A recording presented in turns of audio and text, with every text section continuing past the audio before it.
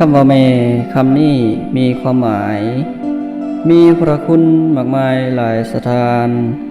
แม่เป็นได้หลายสิ่งหลายประการเป็นธนาคารเป็นพระพรหมเป็นโฮมไซเป็นผู้ให้กำเนิดเกิดลูกฮักเป็นผู้ให้ที่พักเพิงอาศัยเป็นผู้ให้ความการุณอุ่นกายใจเป็นผู้ให้สิ่งอันใดบ่ปล่อยมือย่ำลูกป่วยแม่ก็ให้การรักษาลูกใหญ่มาแม่ก็ทรงให้เรียนหนังสือลูกต้องการตำราแม่หาซื้อ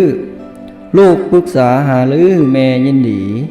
ฮักใดแน่ฮักแท้เท่าพ่อแม่ฮักผูกสมัครฮักมันบ่หวั่นไหวห่วงใดแน่บ่เท่าห่วงดังดวงใจที่แม่ให้กับลูกอยู่ทุกยามย่ำลูกฝืนแม่ขมตมหลายเท่าย่ำลูกเศร้าแม่โศกวิโยกกว่าย่ำลูกหนีแม่ห่วงดังดวงตาย่ำลูกมาแม่หมดความห่วงใย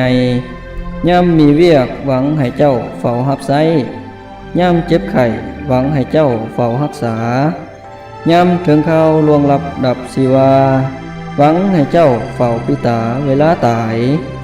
ลูกคนไหนกระทำกรรมแก่พ่อแม่สูดเลวแท้สัวซ่าศิลสีลูกดาแม่ตีแม่ลูกกาลีลูกอัปปีทำแม่ซ้ำน้ำตาลินน้ำตาแม่ลิ้นไหลเมื่อลูกหาย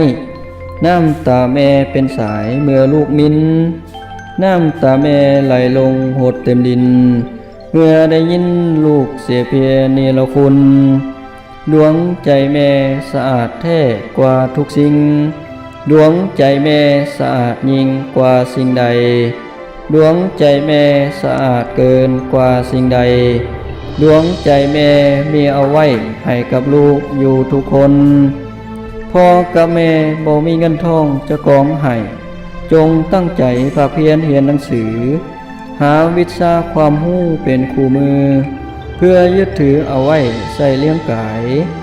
พ่อกับแม่มีแต่จะแก่เฒ่าจะเลี้ยงเจ้าเลื่อยไปนั่นอย่าหมาย